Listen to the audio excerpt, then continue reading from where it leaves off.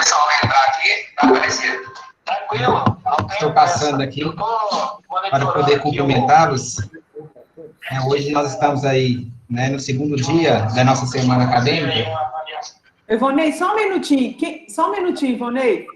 Quem está com o microfone aberto, desliga aí, por favor, que está dando interferência.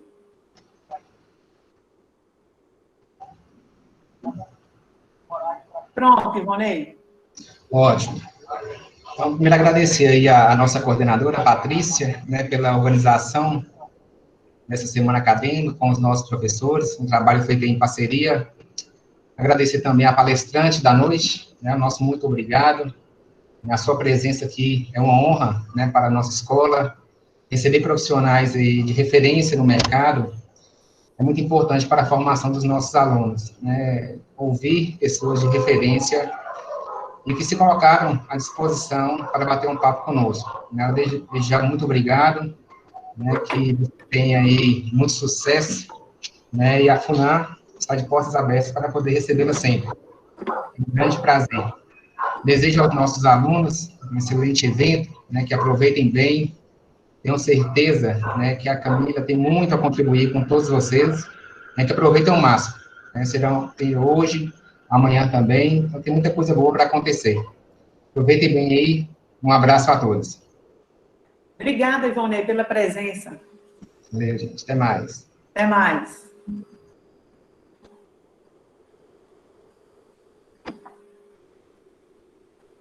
Então nós vamos iniciar, porque já é 19h32, então nós temos o objetivo de começar no horário.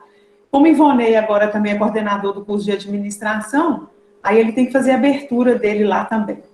Então, eu gostaria de agradecer a Camila, a sua presença hoje aqui conosco, tá? Camila, é uma honra tê-la aqui. Eu já tinha namorado ela um convite anterior, só que presencial é mais complicado, porque ela mora em Belo Horizonte, né? Para poder vir aqui em Pirapora.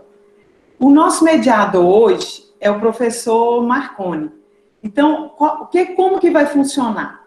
O Marconi, vocês vão fazer as perguntas no chat, ele vai ler as principais, e depois, no final da apresentação da Camila, ele vai ler algumas perguntas para ela poder responder, tá? Então, o professor mediador hoje e a professora mediadora amanhã, que será a professora Raíssa, eles vão apresentar a Camila para nós agora, tá? Então, todos façam um bom aproveito. Depois eu converso mais sobre a Camila, né, que a gente já tem uma convivência anterior à live de hoje.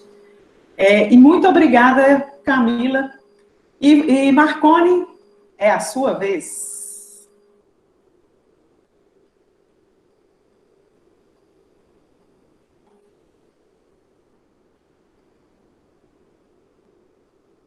Marconi, liga o microfone, está desligado. Está sem áudio.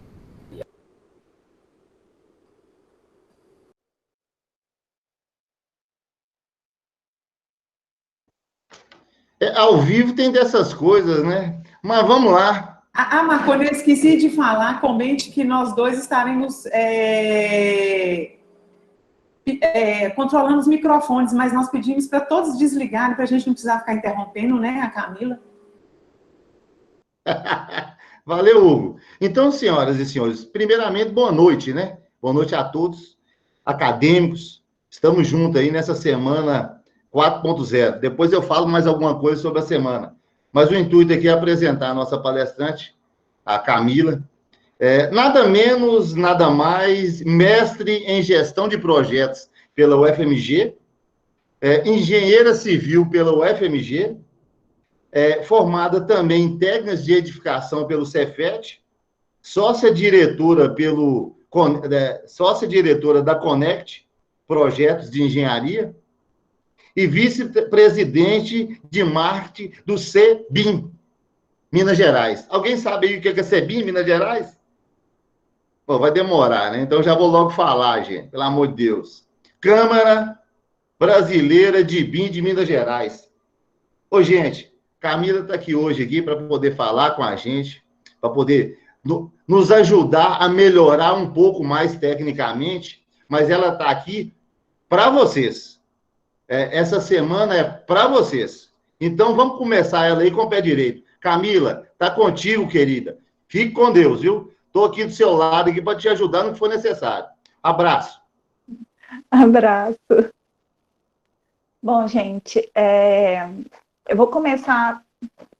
O Marconi, né, e a Patrícia já me apresentaram um pouco, e eu vou começar falando sobre o BIM, né, vou passar a apresentação para vocês, e qualquer dúvida que vocês tiverem, vai colocando aí no chat que o Marconi vai nos auxiliar para o finalzinho a gente responder a todos.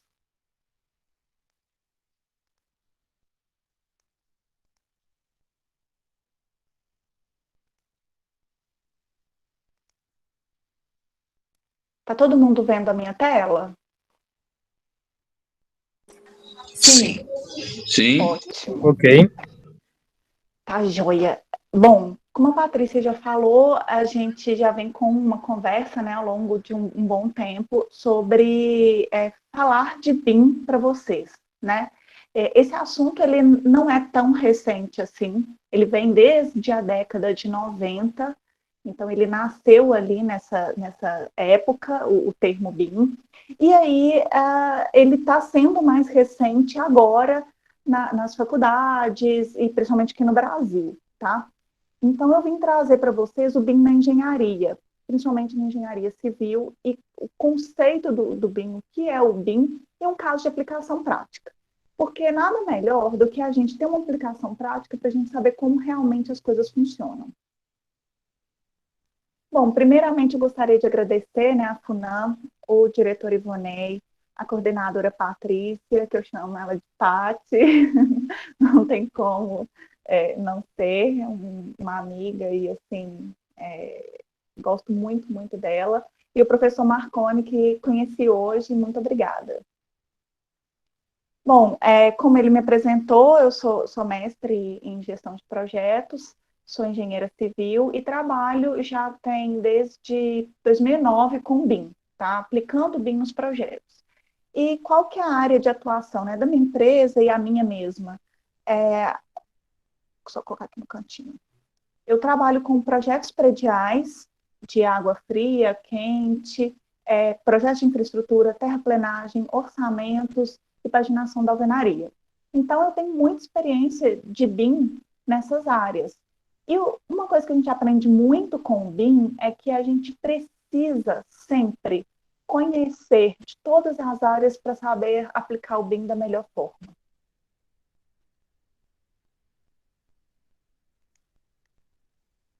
Bom, e o que é o BIM, né? O que é essa sigla do BIM? O BIM, ele o B é Building, o I é Information e o M é Modeling, tá? E o que é isso? É modelagem da informação na construção. E por que construção, né? E tanto nesse foco da construção? Porque as indústrias, né, as demais indústrias, que são a indústria automobilística, a naval, a aeronáutica, elas já são muito mais avançadas do que a construção civil. Então, elas já utilizam muita inteligência e muita coordenação de projetos e projetos cada vez mais automatizados para fazer os seus produtos.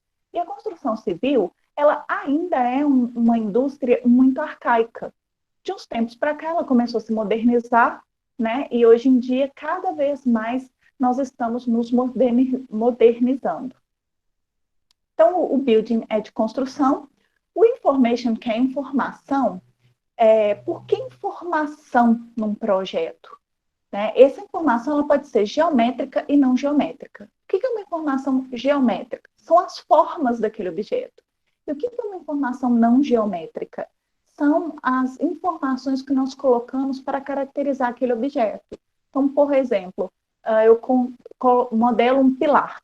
Né? Esse pilar ele tem quantos MCA, quanto de resistência, qual que é o concreto, qual que é o tipo de cimento que tem que ter aquele pilar. Então, a gente vai colocando, né, em cada estrutura, em cada elemento, as características não geométricas para que a pessoa, na hora que pega o nosso modelo, e aí a gente passa a não projetar mais, a gente passa a modelar, tá? Então, a pessoa que for pegar o nosso modelo, ela já pega o modelo com todas essas informações. O M de modeling é a modelagem, conforme eu acabei de dizer, E o que muda de um projeto normal para o BIM é porque a gente passa a modelar virtualmente essa construção.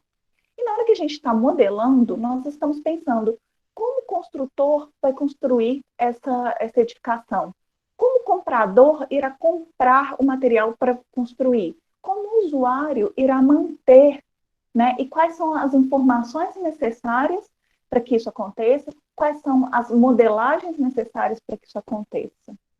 Então, isso tudo nós temos que pensar ao elaborar uma modelagem em BIM. Eu gosto muito desse autor, que é o Succar, que ele fala que o BIM, né, ele é um grupo de tecnologias, processos, políticas, e não só sobre tecnologias e ferramentas e softwares. O que ele quer dizer com isso? A gente, muitas vezes, né, escuta, porque BIM é Revit, porque BIM é software, porque eu tenho que comprar um computador novo e adquirir um software potente. O BIM não é só isso. Para você conseguir aplicar o BIM, você tem que ter determinados tipos de softwares. Não necessariamente o software Revit, que é da Autodesk. Você pode ter da Bentley, da Vectorworks, você pode ter de diversos outros fabricantes. Mas esses softwares, eles precisam ter algumas características para aplicar o BIM na sua totalidade. Bom, e aonde aplicar o BIM? Né? Aonde que a gente consegue aplicar o BIM? Conseguimos aplicar o BIM desde a fase de estudo preliminar, anteprojeto, projeto executivo, análises, até na parte de demolição e reutilização dessa edificação. E aí a gente precisa, por acaso, aplicar o BIM para começar a fazer o BIM desde o estudo preliminar? Não necessariamente. Se eu tenho uma edificação que ela já é antiga, por exemplo, o prédio da faculdade de vocês, já é uma edificação existente, né? Eu quero aplicar o BIM nessa instalação. Eu posso? Pode. Como que aplica o BIM? A gente pode fazer um escaneamento a laser, depois modelar esse escaneamento a laser no software BIM e colocar as informações dentro desse modelo. Então, a gente vai colocar as informações. De quanto em quanto tempo eu tenho que trocar a lâmpada da sala? De quanto em quanto tempo eu tenho que lavar a caixa d'água do prédio da faculdade? De quanto em quanto tempo eu tenho que trocar as portas? Então, tudo isso pode ser informações colocadas no modelo para uma edificação já ocupada. Bom, eu vou falar um pouquinho com vocês sobre a evolução dos projetos para vocês entenderem aonde que o BIM vai evoluindo. Eu tenho experiência de projeto desde a época da prancheta, depois peguei o CAD nos seus primórdios, depois peguei o CAD mais avançadinho e hoje eu trabalho com o BIM e vou falar um pouquinho para vocês do que isso muda e do que isso nos afeta, tá? Então, quais são os conceitos? O que é um desenho técnico? São representações gráficas através de simbologias. Mesmo trabalhando com BIM e com softwares BIM tridimensionais, é importantíssimo que vocês levem muito a sério a interpretação desses projetos gráficos. Porque muitas vezes eu vejo que os profissionais eles têm muita dificuldade de ler e interpretar projetos, ler e interpretar modelos, porque eles não desconhecem as simbologias ou as representações que a gente convenciona, tá? E isso no BIM não é abolido. Então, não adianta você pensar enquanto estudante, eu sou estudante, vou ver tudo tridimensional, agora eu não preciso saber mais a simbologia de desenho técnico. Isso é um engano gravíssimo, muito pelo contrário. Agora que você tem que estudar bastante essas representações, porque a gente sempre tem que saber se comunicar tecnicamente com outro profissional. Bom, e o CAD, né? O que é o CAD? O CAD, ele é uma prancheta eletrônica. Então, ele pega todas essas representações nossas que nós convencionamos e possibilita que, em vez da gente pegar um papel, rasgar e jogar fora, não, agora eu só aperto o botão delete e a linha simplesmente vai embora, né? Então, a gente ganha aí uma ferramenta muito boa. E depois, com o BIM, o que é o BIM? É modelagem da informação. Bom, e o que muda da prancheta para o CAD? A gente tem alteração só de ferramenta. A gente não tem alteração ali de conceito. Por quê? Porque a gente pega uma prancheta, papel, caneta e passa para o CAD. Então, no desenho técnico, a gente tinha pranchetas, escalímetros, caneta nanquim, E no CAD a gente passa a ter computadores, que são hardwares, e os softwares. Um exemplo, né, o AutoCAD e o Autodesk. Mas a gente tem N softwares CAD e que são bidimensionais ou tridimensionais, igual um SketchUp, por exemplo, que ele não é próprio para o BIM. Eu já ouvi algumas pessoas, como eu não sou arquiteta, eu sou engenheira, eu já vi algumas pessoas dizerem que o SketchUp já está começando a ter informações a nível de poder ser considerado um software BIM, tá? Bom, e dessa mudança da prancheta para o CAD, o que acontece? A gente tem uma aquisição de nova ferramenta, então a gente tem que tirar as pranchetas do escritório e vir com os computadores. Capacitar e treinar as pessoas. Então, a gente tem que pegar esses profissionais que já trabalhavam com prancheta, igual eu trabalhava com a prancheta, e trazer esses profissionais para o CAD. Então, tanto eu quanto todos os profissionais que trabalhavam com a prancheta, tivemos que adaptar ao CAD. Ganhamos também facilidade de reprodução. Antes tinha que mandar para a copiadora, para as pessoas fazerem diversas cópias, e agora não, manda para um plotter, o plotter vai lá e imprime quantas cópias você quiser. Facilidade da correção de erro, igual eu já citei, e ferramentas que proporcionam maior agilidade para desenhar. Bom, e do CAD para o BIM? O que muda? A gente muda ferramenta e a gente muda também conceito. Aí é que a mudança é maior. Se a gente já tinha um pouquinho de dificuldade ali do prancheta para o CAD, agora essa dificuldade aumenta um pouquinho. Bom, então em relação à adaptação de ferramenta, é basicamente, vamos dizer que em ordem de grandeza, a mesma coisa. A gente tem que adaptar de novo, pegar aquele software, tirar fora e agora colocar um software BIM. Pegar o computador, que antes podia ser um computador um pouco menos potente, e agora colocar um computador mais potente. Então, tem essa adaptação dessas ferramentas também. A gente leva um maior tempo para elaborar o modelo 3D, no caso do BIM, né? Mas, em compensação, todas as vistas, elas são automáticas, então a gente não tem essa preocupação de ficar redesenhando tudo 1000 vezes, igual acontecia no CAD. Tem facilidade para correção, porque quando você altera o modelo e não altera a vista. E representação gráfica com regras paramétricas, que eu vou explicar mais adiante o que é isso. Bom, então dessa mudança de ferramenta a gente passa, né, dos computadores mais potentes e outros tipos de software que não necessariamente são softwares que também fazem CAD. E mudança de conceito, né? No CAD a gente tem componentes de construção através de representação, objetos, e no BIM, esses projetos, eles já são, esses modelos, né, esses objetos, eles já são objetos com informações lá dentro. Então, não são só representações. Então, aqui é um exemplo clássico, né? Todo mundo que faz engenharia, e muitas vezes até um leigo, olha para essa imagem aqui, tanto aqui em planta, né, quanto aqui na vista isométrica, e sabe que esses dois círculos, com mais essas duas linhas paralelas, significa que é um chuveiro, né? Nós convencionamos isso tecnicamente no nosso meio da engenharia, e todo mundo entende que isso é um chuveiro. E aí eu vou lá no CAD, eu pego esse projeto do arquiteto e vou fazer a parte hidráulica. Aí eu clico nesse chuveiro. O que é que aparece de informação que o software me dá de informação? Ele me dá essa informação de que é uma linha. Essa linha tem a cor amarela, né? Ela está lá no by layer, e tem um comprimento de 40.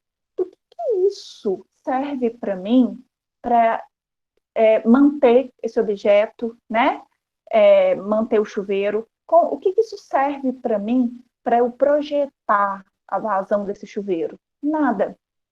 Então, isso não são informações que outros profissionais vão utilizar para dar andamento e segmento no projeto.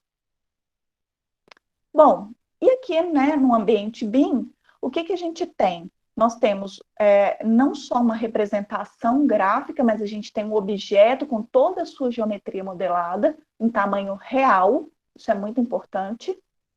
E na hora que a gente clica nesse objeto, o que nós vemos? Nós vemos que ele é um chuveiro da Docol, do modelo fulano de tal, ele está numa elevação em relação ao piso, né, de 2,10 metros. ele tem alguns materiais de acabamento, nesse caso aqui nem foi especificado, e ele tem as informações dele de pressão e fluxo, né, que é vazão.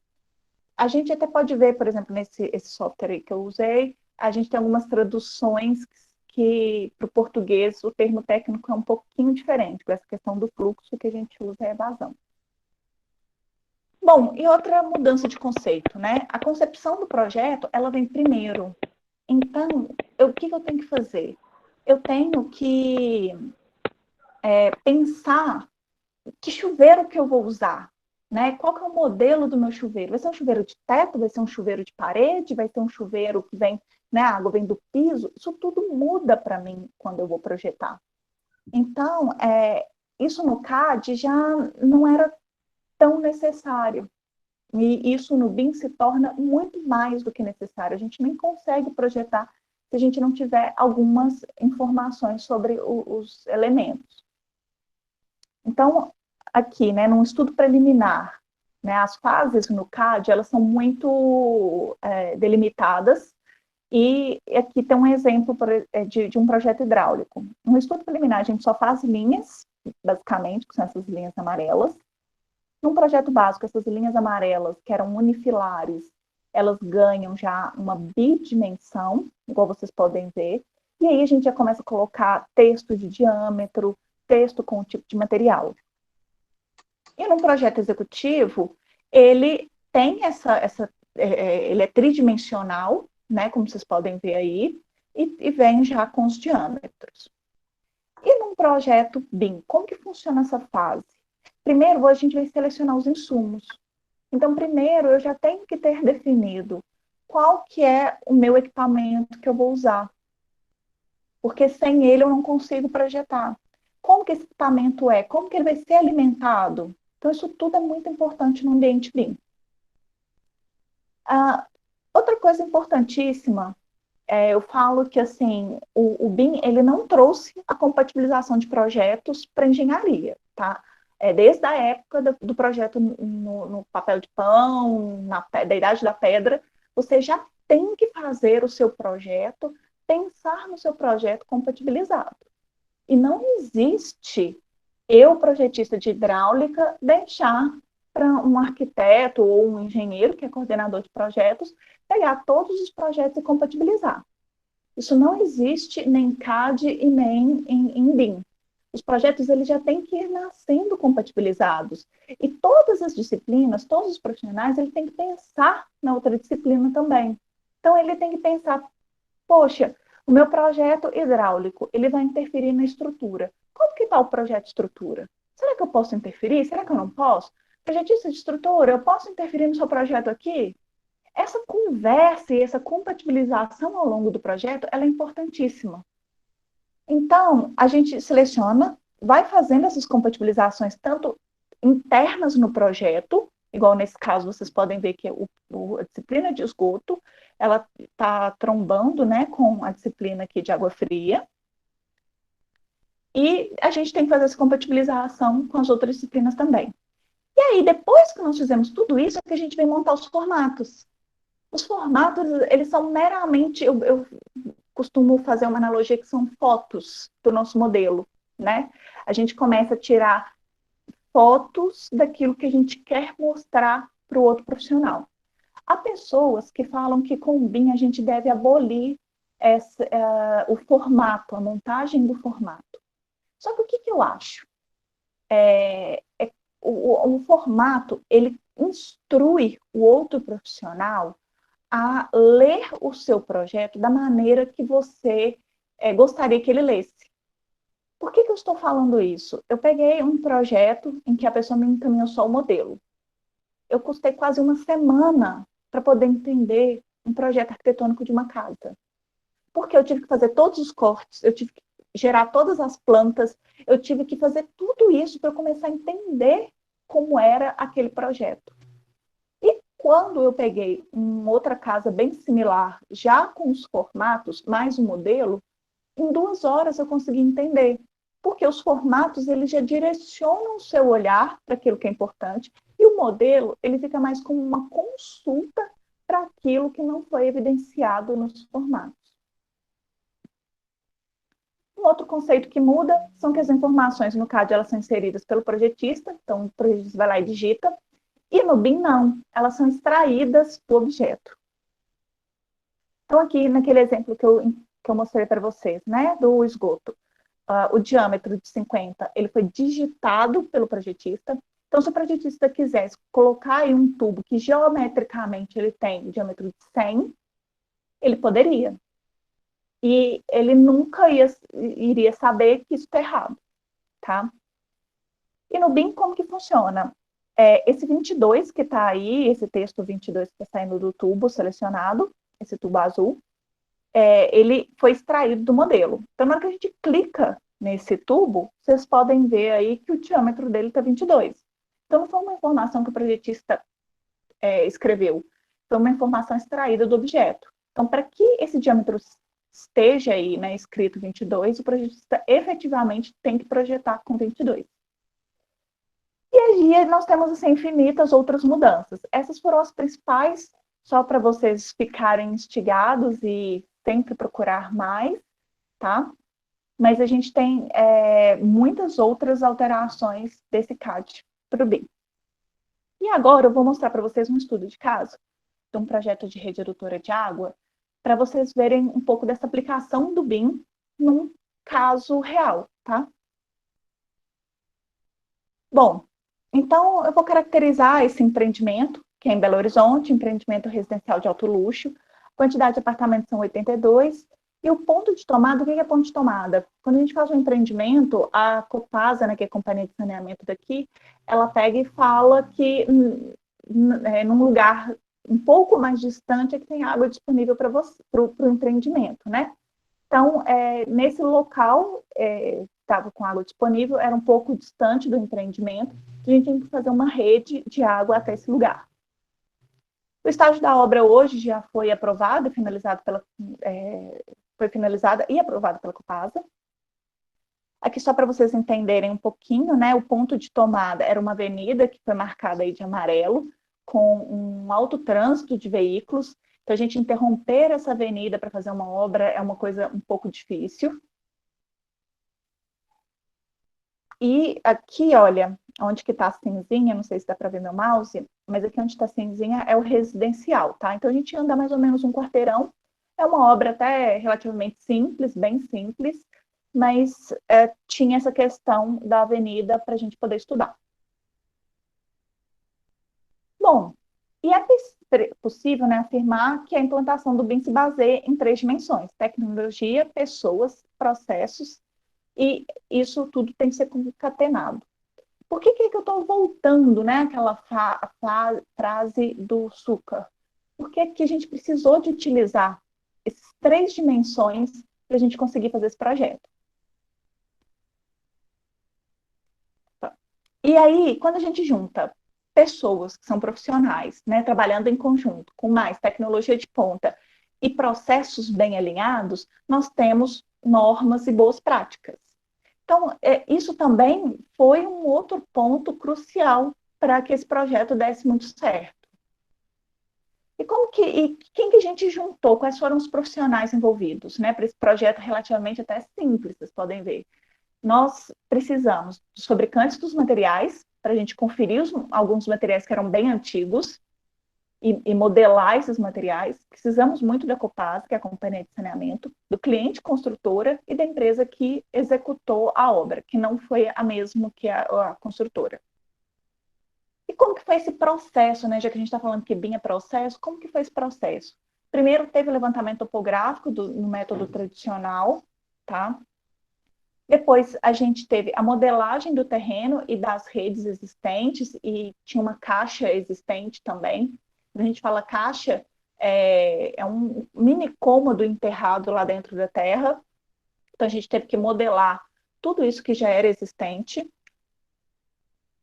Então, aqui, ó, nesse ponto, a gente teve que modelar essa caixa, que é esse desenho daí, e todas essas peças cinzas são peças existentes.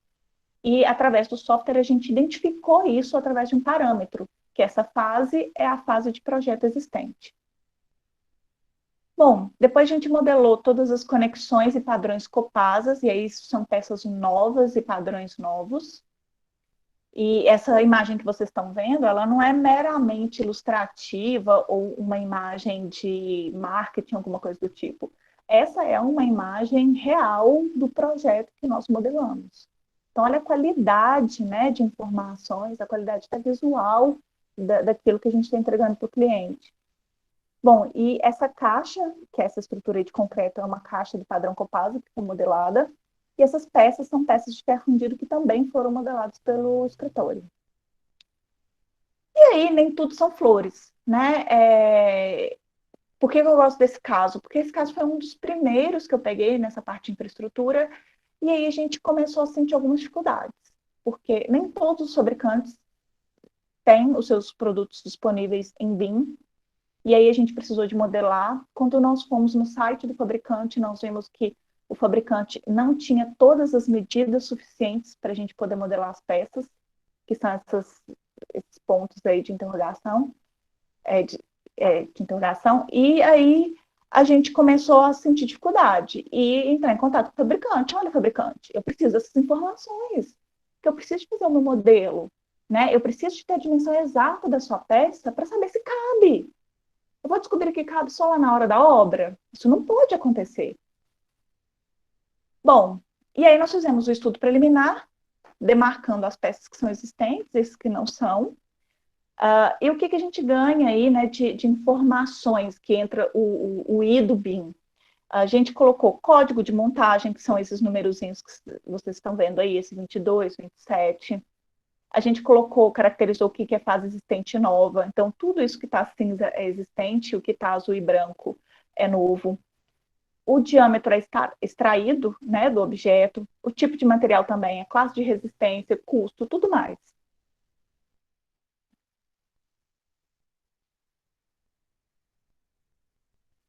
Bom, e aí, por que eu frisei tanto que esse projeto foi importante, né, aplicar o BIM nele?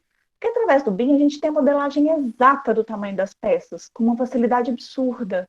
E aí nós conseguimos, com o BIM, provar para a Copasa de que essa caixa existente, no tamanho existente, e com as peças que são comerciais, nós conseguíamos fazer a nossa montagem dentro dessa caixa. E não era necessário fazer uma outra. Nisso, a gente diminuiu o custo. Só de ver essa imagem, o engenheiro da Copasa já aprovou o projeto e aprovou com essa concepção, coisa que, se fosse no ambiente CAD, a gente precisaria, às vezes, de desenhar isso, né, manualmente, e isso demanda muito tempo, e, às vezes, tirar diversas vistas ali, redesenhar diversas vistas várias vezes. Então, isso foi muito produtivo e foi muito bom para esse projeto. E aí nós enviamos esse estudo para a Copasa, para o cliente aprovar, para ver se ele estava, né, de acordo com a nossa concepção, o que a gente julgava de que era o mais viável. E aí, nisso, quando a gente manda para o cliente para ele aprovar, essas vistas, né, de planta, corte, elas são meramente fotos do nosso modelo. Essa vista isométrica, né, ela é uma foto do nosso modelo. E a gente pode extrair N vistas de N pontos, né, de diversas formas que a gente quiser, para poder facilitar o entendimento do outro. E uma outra facilidade, né, do BIM que ocorre é que, como a gente modela todas as alterações que nós fazemos, pode ser ou no corte, ou na planta, ou no isométrico, essa alteração ela é replicada para todas as demais vistas. A gente não tem que ficar igual no CAD, que a gente fica catando. Nossa, será que eu mudei o diâmetro do tubo da planta geral? Será que eu mudei o diâmetro do tubo da vista? E às vezes a gente faz 3, 4, 5 vistas do mesmo objeto. E isso incorre muitos erros. Bom, depois que esse projeto todo foi apresentado e elaborado, o projeto executivo e orçamento foi entregue para a Copasa. E uma facilidade enorme é a lista de materiais, que vocês vão ver aqui. Essa peça que está selecionada, ela chama extremidade de ferro fundido. E esse código que está aí na frente dela, esse 17, que é o mesmo que está ali próximo dela, isso tudo é linkado. Então, se eu mudo, se eu simplesmente deleto essa peça, ela sai da minha lista. E se por acaso eu mudo esse 17 para 18, ele muda ali no visual do desenho também. E esse link, ele é muito importante para o projeto, para justamente não ter nenhum erro. Bom, esse projeto ele foi aprovado pela Copasa e nós começamos a executar a obra e elaboramos o as-built, que foi muito mais fácil porque essa obra ela foi executada conforme o planejado. É lógico que, como é uma obra de coisas enterradas que estão ali, lógico que há alguns ajustes que têm que ser feitos em loco, como qualquer obra, mas a gente percebeu que, em vista de obras que são feitas em ambiente CAD, que essa obra teve muito menos improvisos do que, ou surpresas, né, digamos assim, do que obras de CAD. E agora, eu tô querendo fazer vocês refletirem sobre o que é que se tem feito para a implementação do BIM. Né? Conforme eu comecei a palestra, o BIM ele já vem aí desde a década de 90 e até hoje a gente está implantando ainda, principalmente aqui no Brasil. E o que se tem feito, né, para essa implantação? Nós temos normas brasileiras, né, de componentes BIM. A norma que ela tem hoje, ela é para diretriz para criação de componentes BIM, que seriam criação de produtos, conexões, tubos, etc., e não muito para a parte de nomenclatura. Essa norma ela é muito voltada para fabricante, igual eu mencionei, então ela fala sobre placa de gesso acartonado, montante, e não sobre o sistema. A gente tem que entender que na engenharia nós temos os produtos, que são elementos individuais, e o sistema. Então, uma parede de alvenaria, ela é um sistema, porque ela é composto de blocos, argamassa, bolso, reboco, chapisco, parará, e acabamento. Então, a parede é um sistema. O bloco em si, cerâmico, é um objeto. Essa norma ainda está em desenvolvimento, né? Ela ainda não foi publicada em sua totalidade, só algumas partes.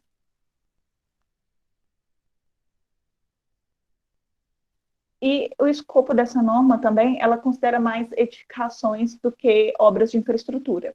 Então, essa parte de infraestrutura, ela está engatinhando muito mais do que a parte da construção, né, de edificações.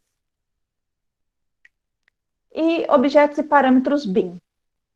Então, é que eu coloco obras públicas, mas tanto obras públicas quanto privadas, quanto para construtoras, quem que vai fornecer esses objetos?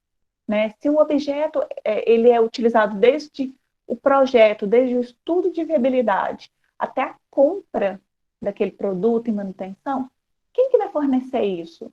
É o projetista que vai ter que modelar? É o fabricante que vai ser obrigado a fornecer isso? É a construtora que vai ter que parametrizar tudo isso?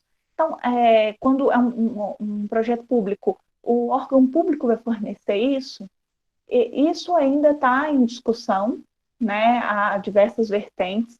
Existem construtoras aqui em Minas que fornecem os objetos para os projetistas, e aí tudo já sai um pouco mais linkado. Em outros locais, os projetistas que fornecem, em outros usa coisa de fabricante. Então, isso tudo ainda está muito... não está ainda formatado de uma maneira única. E sobre um banco de dados, né? Haverá um banco de dados para essas bibliotecas unificadas. E aí o governo ele até tentou fazer uma biblioteca dessa, o site da BDI, depois vocês acessam aí na internet. Esse site tem muitas bibliotecas. Esse portal ele nasceu com o intuito, né, de você colocar bibliotecas que elas sejam verificadas e que elas sejam idôneas, né, e corretas, mas isso não aconteceu tão bem assim.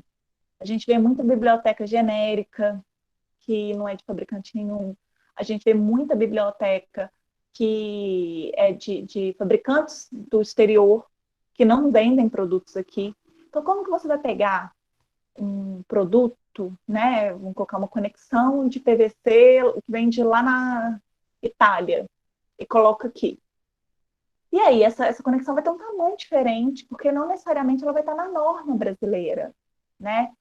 Igual eu peguei um projeto recente que a pessoa, o projetista, foi fazer a parte interna do empreendimento e eu fui contratada para fazer a parte externa. E os projetos têm que linkar, né? E na hora que eu peguei o projeto do projetista, tava um monte de coisa em espanhol e o diâmetro tava com um diâmetro que não tinha material nenhum no Brasil com esse diâmetro. E eu comecei a achar aquilo esquisitíssimo. E na hora que eu fui ver, o projeto dele não atendia a nenhuma norma brasileira. E aí, como é que nós vamos fazer? Né? A gente tem que convencionar. Estamos no Brasil, então vamos atender às normas brasileiras, porque aí uma coisa conversa com a outra. Se não existe norma brasileira, vamos arrumar, então, uma norma internacional. Mas isso tudo tem que ser compatibilizado, né? E aí, nesse banco de dados, tem que ser a mesma coisa. Tem que ser coisas que estão disponíveis para a pessoa poder comprar. Se ela não pode comprar, como que vai fazer? E outra questão é sobre esse banco de dados.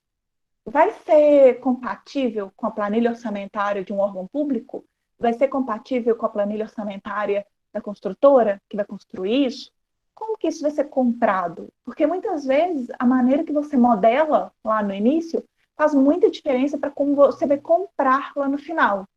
Um exemplo disso, que até aconteceu comigo, foi porque a Caixa Econômica ela fala que você tem que ter preços diferenciados para gesso de parede e gesso de teto. E aí o pessoal da obra contratava um empreiteiro simplesmente por metro quadrado. Não tinha essa diferenciação do gesso da parede para o teto. E aí, na hora que eles foram olhar o quantitativo, eles pegaram o primeiro gesso que viram na frente, não prestaram atenção direito, e foram acertar com o empreiteiro. O empreiteiro, não, essa quantidade está errada. Na hora que eles foram ver, a quantidade estava separada. A sorte que estava separado, porque se fosse o contrário, tivesse junto, para separar seria muito mais difícil. Então, o modelo ele tem que ser concebido de forma que depois, para você negociar com o empreiteiro, para comprar o material, seja mais fácil. Bom, as alterações do código e descrição das informações, elas têm que ser compatibilizadas com as planilhas e regulamentações. Isso é questão de quando a gente usa, por exemplo, códigos unificados, igual minha pecinha lá do exemplo era número 17.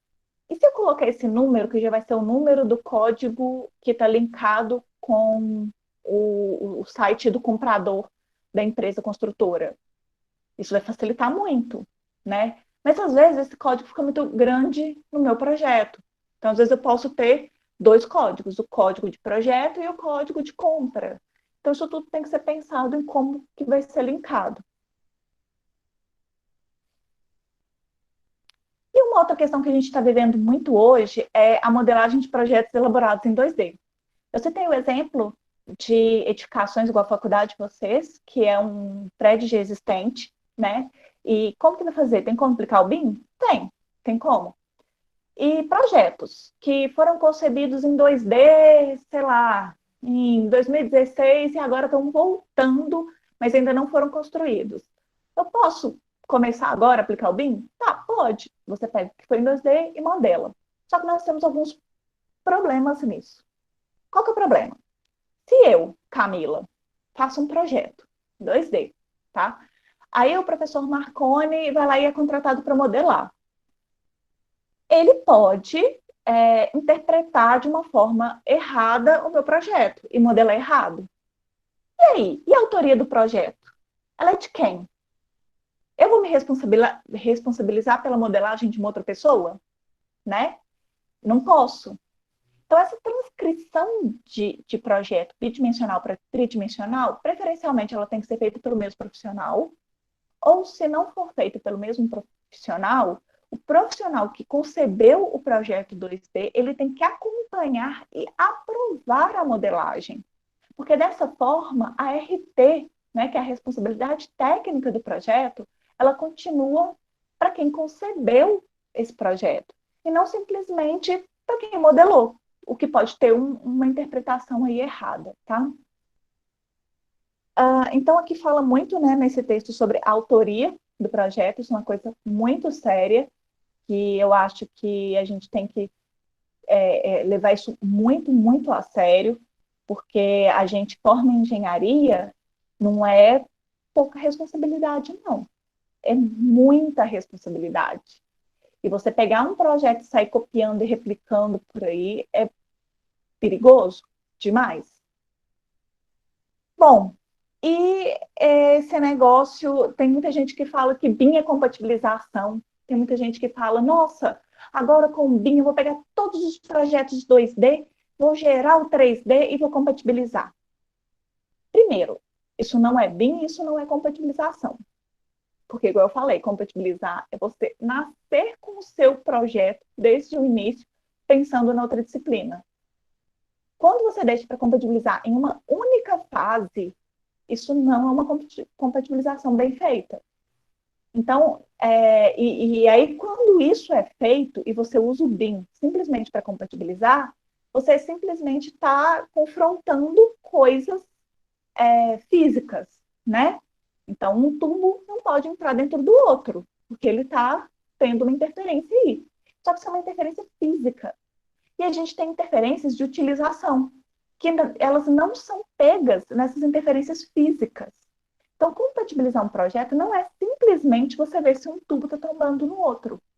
Você tem que saber, por exemplo, se uma porta, né?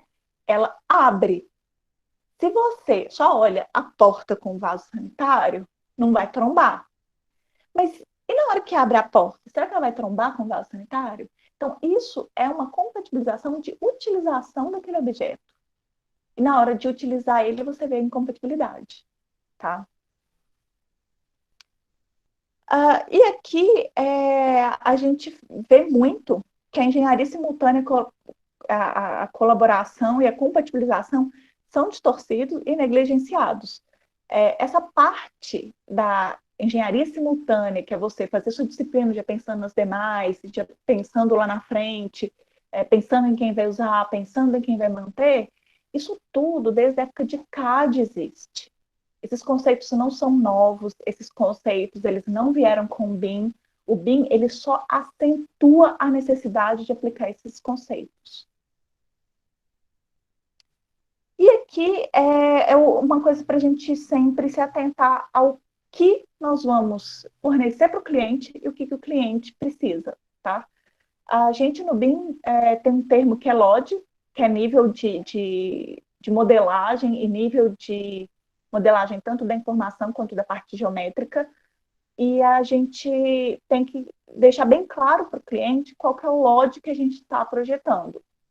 E o que é o LOD? Por exemplo, esse LOD 100, que é o primeiro, é só uma volumetria do objeto. Lógico que é uma volumetria com tamanhos muito aproximados, é o tanto que aquele objeto cabe naquele espaço, naquele volume, e informações bem básicas. Na hora que a gente passa para o LOD 200, a gente já começa a detalhar um pouquinho mais essa geometria e colocar um pouquinho mais de informações. No LOD 300, a gente começa a aplicar material, a gente já começa a ter mais informações. No LOD 300, a gente já começa a pensar e colocar detalhes executivos. E o LOD 400, ele é o as-built, é como foi executado. E isso é muito importante, mais uma vez, né, frisar isso, que isso tem que ser acordado com o cliente, para ninguém achar que está fazendo menos ou a mais. E outra questão é a coordenação de projetos, né? Além de, a gente fala muito que BIM é processo, e coordenar esses processos é um desafio muito grande, porque tem que ter alguém que vai coordenar todos esses agentes, todas essas etapas, todos esses processos. E uma coisa que a gente enfrenta muito no BIM, que no CAD já não tinha tanto assim, é a interoperabilidade. O que é interoperabilidade? É quando a gente passa de um software para o outro, né? E aí, como é que esses softwares vão ser definidos? Vão ser antes de começar os projetos? Ah, todo mundo vai usar só software da Bentley, todo mundo vai usar só software da Autodesk, todo mundo, sabe? Então, isso tudo tem que ser já pré-acordado para não ter problema de perder informações no meio do caminho. O formato de entrega desses arquivos vai ser em IFC, o IFC é como se fosse o DWG, é uma extensão que abre, teoricamente, abriria em qualquer software. Já mudou muito a interoperabilidade entre os softwares, mas ainda não é muito 100%. Então, isso tem que ser alinhado. Tem que ser alinhado também a forma de utilização desses arquivos, tá? Porque muitas vezes as pessoas contratam um projetista para fazer um projeto em BIM. Ótimo. Aí, na hora que você entrega o projeto, agora eu quero que esse modelo sirva para orçamento. Não dá. Você vai ter que jogar tudo fora e modelar tudo de novo. Agora, se você começa já a modelar o seu projeto pensando no orçamento, sabendo quais são as características de orçamento, ok, dá para você aproveitar. Mas se não for assim, esquece. Não funciona. E agora eu finalizo a apresentação. Queria agradecer mais uma vez a Funan, a Patrícia, o Marcone e a diretoria da faculdade também, por estar possibilitando, né, essa live, está possibilitando que eu passe um pouquinho do meu conhecimento para vocês. Espero que vocês tenham absorvido. Vou deixar aqui meus contatos, Instagram, e-mail, telefone, tem WhatsApp aí. E no que vocês precisarem, estou à disposição. E aí, professor Marconi, eu queria saber se tem alguma pergunta, alguma dúvida. Sim, eu terminei de compatibilizar, de contar aqui 510 perguntas a princípio. Não. Não. Eu acho que foi muito esclarecedor a sua palestra aí. Então, assim, tem pergunta sim, vamos nela, mas assim, a galera comentou durante o processo aí que estava sendo muito esclarecedor. Mas vamos lá nas perguntas. Eu estou juntando aqui três perguntas praticamente em uma só, porque foram do Fernando, do Josenildo e do Luiz. Todos eles, de cada um da sua forma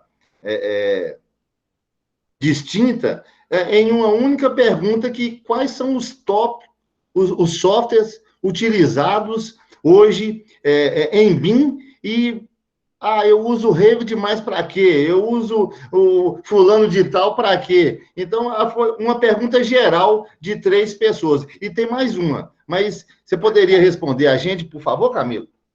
Sim. Bom, eu mexo muito com a engenharia e muito com essa parte de instalações prediais, tá?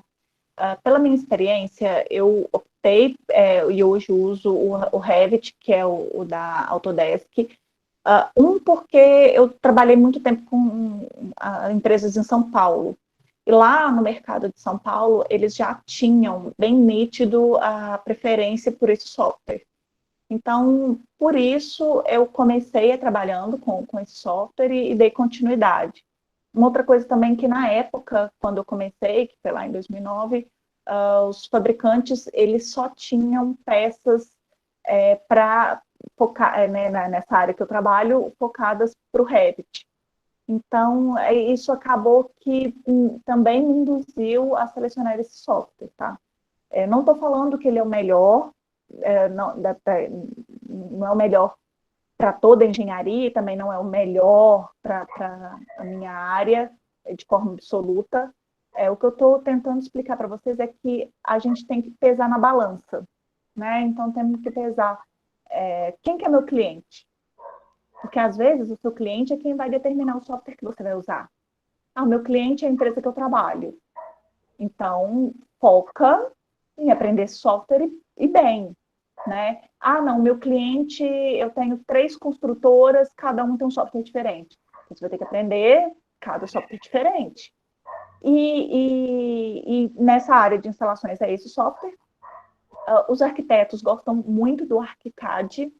Eles falam que é um software muito intuitivo. O ArchiCAD ele é até mais antigo do que o Revit.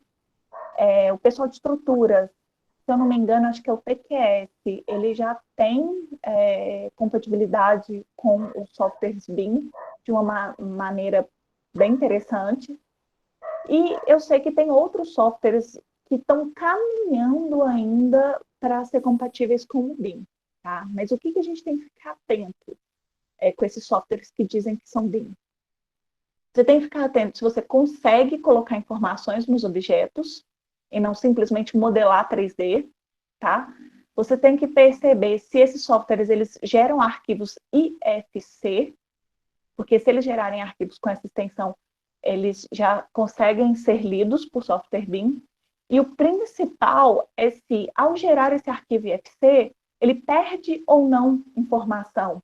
E essa informação que ele perde é muita informação ou é pouca? Porque se for muita informação, também não funciona. Porque como é que eu vou passar o meu arquivo para outra pessoa que não vai conseguir enxergar nada do que eu produzi, né? Então, essas coisas a gente tem que prestar bastante atenção. E diversas palestras que eu faço, muitas pessoas me perguntam sobre softwares, e eu falo que é um universo muito vasto.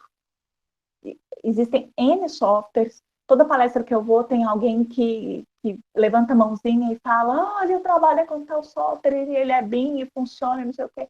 E eu nunca tinha ouvido falar sobre o software, tá? Então, a gente tem que pesquisar mesmo, principalmente pesquisar com pessoas que trabalham na nossa área da engenharia, porque para cada área, cada software tem os seus softwares melhores para cada área. Não existe um software único que abrange tudo, não. Muito obrigado. Aqui tem vários comentários aqui parabenizando você aqui no chat pela palestra, várias pessoas, muito obrigado. E tem a pergunta de um outro acadêmico aqui, ele pegou as informações primeiro naquela enciclopédia Bassa. Ele fez uma pergunta aqui que até difícil, depois ele deu uma reduzida, aí deu uma melhorada até para mim poder entender. Mas eu vou pedir para poder abrir o microfone e ele fazer essa pergunta, porque foi difícil para mim entender aqui. E o Yuri também está querendo fazer uma pergunta, mas vamos lá, vamos por parte. Primeiro, Alberto, por gentileza, faça a sua pergunta aí para a Camila, por favor. Primeiramente, Camila, boa noite. Obrigado pela palestra aí, foi excelente, bem esclarecedora. Brincadeiras à parte aí. Minha pergunta mesmo foi como é que, tipo assim, a dificuldade que é de sair da maneira que você trabalhava antes para o cenário que a gente tem agora. Qual que é a maior dificuldade de transcender essa parte? Tá. Como eu peguei, assim, diversas transições aí já na engenharia, acaba que, para mim, isso não foi, assim, tanto um baque, sabe? O que eu dou muito de conselho para que as pessoas não vejam as coisas como um baque é sempre estudar, sabe? É sempre correr atrás. Ontem eu estava assistindo a abertura da live de vocês e eu vi a palestrante que foi convidada falando muito sobre isso, sabe? A gente tem que focar nas coisas, correr atrás e estudar sempre. Até hoje eu estudo muito, até hoje eu corro muito atrás e eu só tenho a conclusão de que eu não sei de nada. Então, por isso que eu acho que eu não senti tanto, tá? Mas o que eu posso falar das empresas que simplesmente fecharam o olho para o que estava vindo e agora estão tendo que correr atrás? Porque elas me pedem muito, né, para eu fazer essa implementação, para eu ajudar nessa implementação. O que eu sinto que acontece com eles é como se fosse uma onda, tá? Quando você está preparado, a onda ela é fraquinha. O que está acontecendo com eles agora é porque a onda cresceu muito. Então, eles têm projetos em andamento, Não dá para você implementar o BIM ou fazer uma transição com um projeto em andamento. Você tem que fazer isso com testes, primeiro, que não pode ter prazo. Tem hora que, quando você está começando, você perde 1, 2, 3, 4, 5 horas só para resolver um problema. A gente tem a questão que no BIM a gente tem os templates, né? Que são os padrões. No CAD, quando a gente começou a fazer os nossos templates de CAD, nós demoramos anos para fazer os templates de CAD. E agora você tem que pegar simplesmente tudo que você tinha pronto de anos do CAD e passar isso para o ambiente BIM. Então, isso leva tempo, não é do dia para a noite.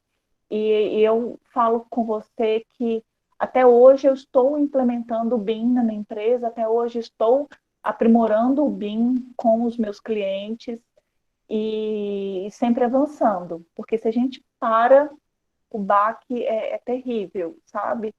Então, a dica que eu dou para, né, transcender isso tudo é uma melhoria contínua nossa, um aprimoramento contínuo profissional nosso.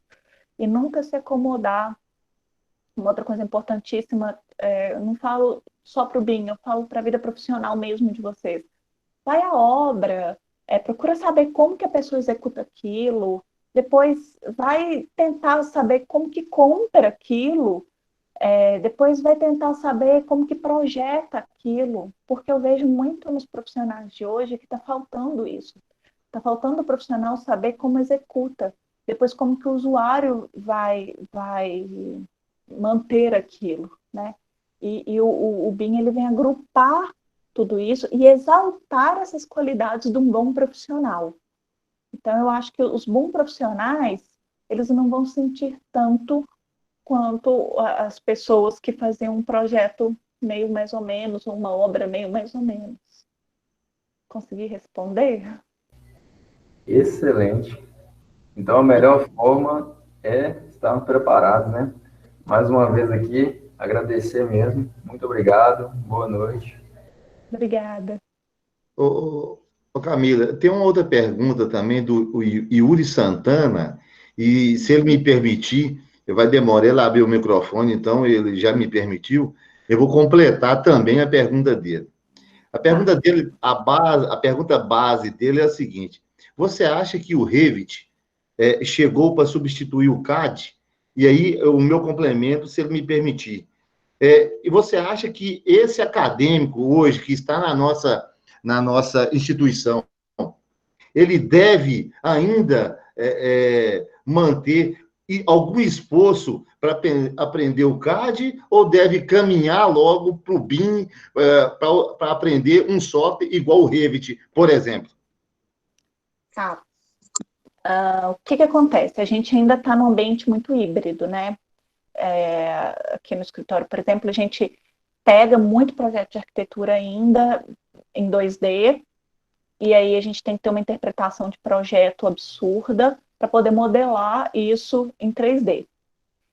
Então, um profissional que está hoje na faculdade, é interessantíssimo que ele saiba mexer no CAD, sim, tá? Agora, além de mexer no CAD, eu acho que é ler projeto, sabe?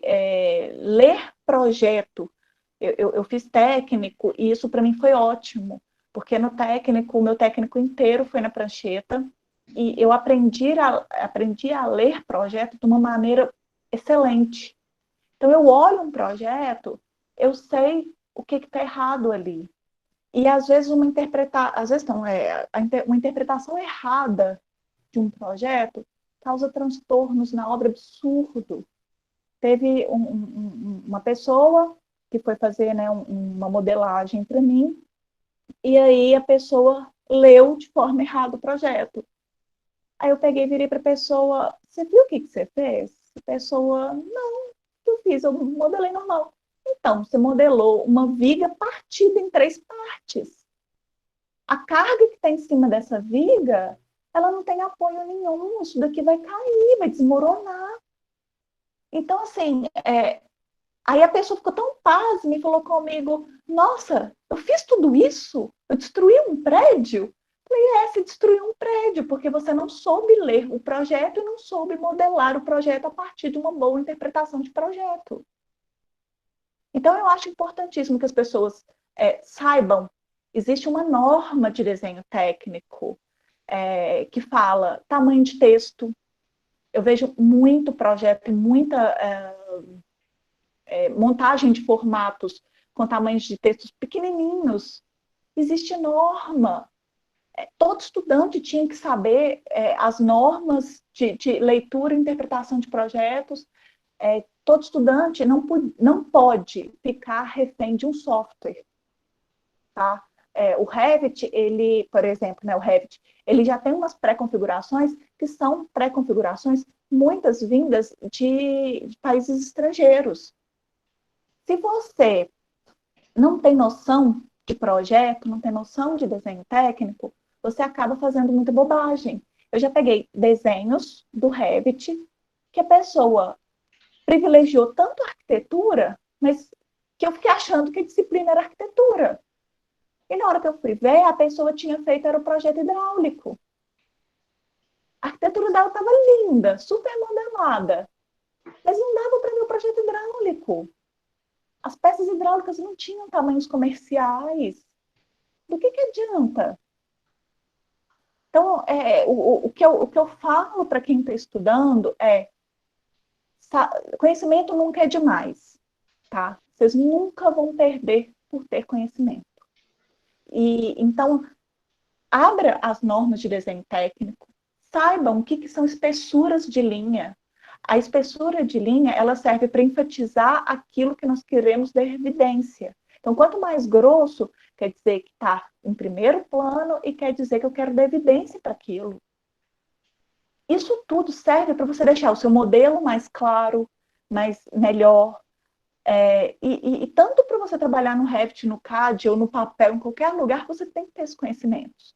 Depois, o CAD é importante que você saiba. Não precisa ser um expert hoje em dia, porque hoje em dia você precisa ser expert num software BIM, tá? Mas você precisa saber CAD para você abrir um CAD e saber pegar esse material que vai cair na sua mão e processá-lo de alguma forma, tá? Uma outra coisa que eu vejo que as pessoas têm muita dificuldade, tanto em CAD quanto no Revit, quanto em qualquer parte de desenho técnico, escala. Estudem o que é escala, tá? Eu já vi diversas pessoas importando desenho do CAD em centímetro, vai lá, o Revit está em metro, a pessoa não configura que você está importando em centímetro, na hora que importa lá o negócio fica gigantesco, aí começa a modelar um negócio e não dá certo, aí você fica com uma parede de 5.000 metros de altura, a pessoa não tem noção nenhuma daquilo e vira aquele Frankenstein. Então, você tem que ter noção de unidade de medida, tá? Isso tudo a gente pega fazendo estágio, isso tudo a gente pega exercitando, isso tudo a gente pega tendo experiência. Não tem como você ficar sentado num cantinho de braço cruzado esperando ter conhecimento. Tem que fazer estágio, tem que estudar, tem que praticar, tem que correr atrás. Porque só assim a gente vai melhorar. O Revit ajuda? Ajuda. Muito. Muito mesmo. Porque antes eu ficava desenhando as conexões na mão. Detalhe por detalhe dessas conexõezinhas todas. Hoje em dia, eu modelo uma única vez, eu tenho milhares de vistas à vontade. Então, falar que melhorou, melhorou muito. Só que para eu modelar, eu tenho que ler um manual do fabricante, que tem o quê? Um desenho técnico, bidimensional. Então, isso tudo que eu estou falando são coisas, são premissas que um bom profissional tem que saber para conseguir operar o Revit. Eu já vi cada atrocidade no Revit. Teve uma cliente recentemente que virou para mim e falou assim: Camila, meu projeto hidráulico tá lindo, foi feito no Revit, você vai ver. Na hora que eu vi, coitada, me deu dó. Deu vontade de falar com ela: minha filha, eu não sei quanto você pagou para o projetista, não. Mas o tanto de tubo e conexão que ele gastou aí à toa, certeza que foi 5 vezes mais. Então, modelar no Revit não significa projeto de qualidade. Modelar no BIM não significa que você tem técnica. Modelar no BIM não significa que seu projeto está dentro das normas brasileiras. Então, para você fazer um bom projeto, você tem que saber de normas brasileiras. E eu vou falar que eu leio as normas das minhas disciplinas. Praticamente todos os dias eu leio alguma norma. Todos os dias. Eu tenho que ir lá, consultar e tudo mais. Eu tenho os meus livros da faculdade até hoje, da disciplina, né, que eu trabalho, que eu domino, até hoje eu tenho eles e consulto eles pelo menos uma vez por semana, no mínimo. Por quê? Porque todas as vezes a gente tem que consultar, verificar se o que a gente está fazendo está certo, porque a gente, quando produz alguma coisa, nós estamos produzindo e assumindo uma responsabilidade técnica. E isso é muito sério. Um software não pode ser o dono da sua responsabilidade técnica. Você, enquanto profissional, quem tem que ser esse responsável. E tem que ter o conhecimento para apontar se o que o software está produzindo para você está certo ou não. Então, acho que é isso. Eu empolgo. Eu vou aproveitar aqui, Camila, quando eu falo lá, aprenda a calcular aqui na mão, para você não deixar por conta do software. Aí tem uma galera querendo me bater, porque cálculo de viga é complicado, de pilar é pior. E aí, tá vendo aí, gente? Muito obrigado, Camila, por você ter falado isso. Aprenda a calcular. Não vire um digitador, um robô atrás do software, não. Porque isso está cheio no mercado. Cheio no mercado de digitador e pessoa que aceita qualquer coisa que o software cospe. Eu falo que o software cospe, né? Ele cospe e a pessoa aceita. Isso é absurdo. É absurdo. Porque a gente tem que pegar essa sensibilidade. E como que a gente pega a sensibilidade de cálculo? É calculando na mão. Igual os meninos aqui no escritório, eles põe as informações para mim, né? Eu uso planilha de Excel, mas não é uma planilha de Excel qualquer, não. É uma que eu programei, aí eu tenho linguagem de programação que faz compatibilidade através do Dynamo com o Revit e vice-versa. Então, é um fluxo de dados que vão do Revit para o Excel e vice-versa. Então, não é qualquer Excel, mas por que o Excel ele é bom? Porque você tem a sensibilidade do cálculo. Você sabe que fórmula que está ali por trás, não é uma caixa preta. E na hora que eu pego a planilha de Excel, eu vejo lá, uma unidade habitacional, peso 3 de água. Como que eu sei que esse 3 está bom? É um número bom? Porque eu já calculei isso 1000 vezes. Agora, se por acaso nessa unidade habitacional tivesse 100, eu ia chamar a pessoa de maluca. E como que você sabe disso? É calculando. E você tem que ter essa sensibilidade, né? Esse número tá bom, não tá bom? Uma coisa que eu aprendi como engenheiro de obra foi que a gente tem que ter essa sensibilidade na engenharia, tanto para as coisas macro, que são essas conferências, poxa, o 3 tá bom ou é o 100, né? E temos que ter sensibilidade para os detalhes, que são as minúcias de projeto. Então, a gente tem que ser um profissional muito capacitado, porque os desafios da engenharia são absurdos, né? A nossa responsabilidade é absurda. A gente está lidando com vidas, a gente está lidando com dinheiro das pessoas, a gente está lidando com coisas muito, muito sérias. Não menosprezando nenhuma outra profissão, lógico que não. Não estou falando que a nossa é melhor nem pior do que a outra, não. Mas eu estou falando que a nossa profissão de engenheiro é muito importante, temos que tratá-la com seriedade, temos que correr atrás do conhecimento, e todo o conhecimento que os professores dão ainda é pouco para o mercado de trabalho. Ainda é, assim, muito pouco, porque a gente todos os dias tem que correr atrás e tem que se capacitar, e não é correr atrás da informação só na sala de aula, é na sala de aula, é prestar atenção na sala de aula, prestar atenção nas atividades dos professores, prestar atenção e correr atrás disso fora da sala de aula, trazer para a sala de aula, e depois que sai da faculdade, não para de estudar, é curso todo dia, estudar todo dia, ler norma todo dia, é um aprendizado contínuo. Ótimo, ótimo. Eu falo aqui o seguinte, Camila, cuidado para você não matar o sonho do Sozé. Então, assim, a nossa responsabilidade é muito grande. Então, nós não podemos matar o sonho do Sozé, não. Nós temos que realizar o sonho dele. Né? Exatamente.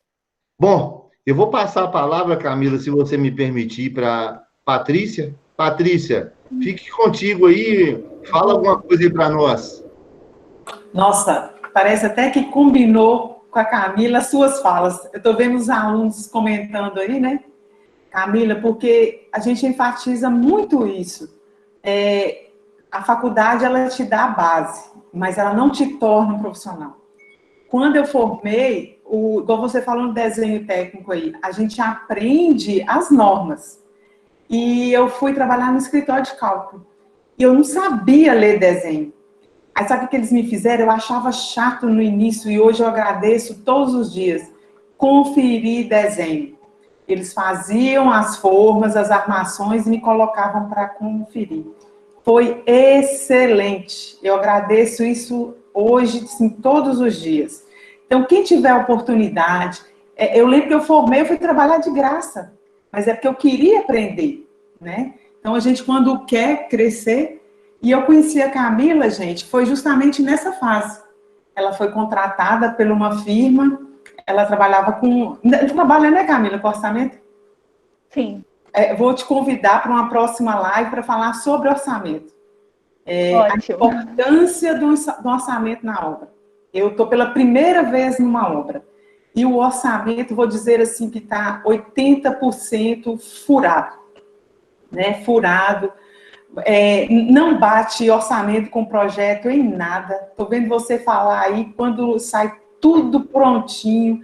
Pensa um saneamento que gera, assim, umas 70 a 1, né?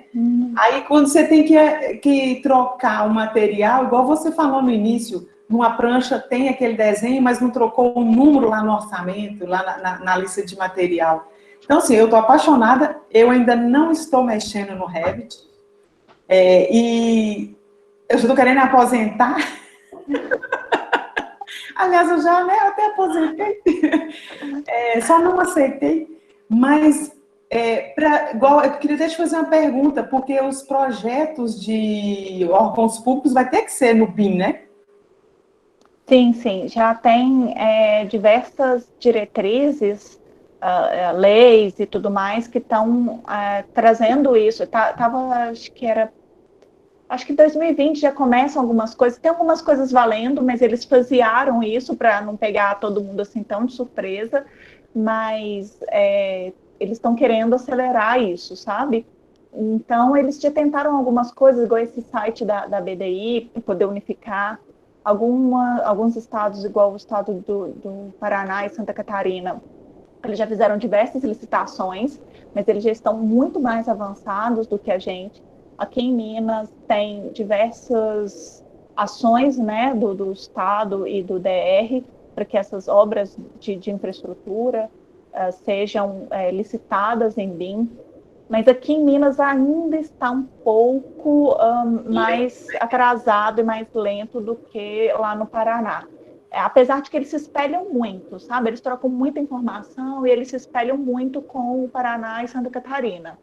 Mas está caminhando, sabe? Isso vai caminhar e eu acho que se eles fizerem, né, o BIM, se eles fizerem os processos de projeto da maneira adequada, né, com compatibilizações, com todos os projetistas envolvidos, com os projetistas pensando na execução, pensando na utilização, esses problemas que nós estamos vendo aí, né, de orçamento furado, de coisa que não funciona, de coisa que é inutilizada, isso acredito que vai, não vou falar acabar 100%, mas vai ser muito minimizado.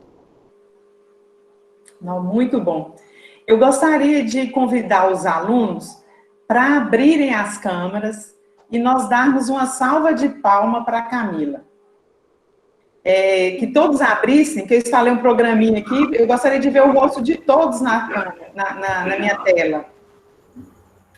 Patrícia, você tá de brincadeira, hein, Patrícia? Você tá vestida aí, hein? Meu Deus do Só um céu. rostinho, gente, só um Que rostinho. isso, Patrícia? Me ajuda aí, Patrícia.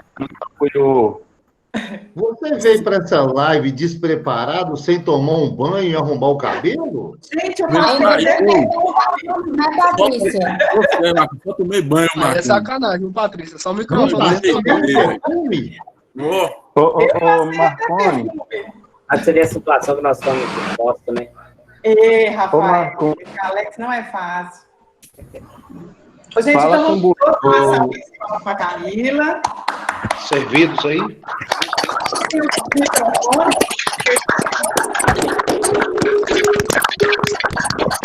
Toma aí, moço. Muito obrigada. Está presente conosco. E fica o convite para você fazer uma live sobre orçamento. No próximo E aí, semestre. pessoal, boa noite. Parabéns, Camila. Obrigada. Parabéns, Camila. Obrigada parabéns a e todos. muito obrigado. O chat foi só elogios, viu, Camila? Depois nós vamos te mandar o link. Ah, tá joia.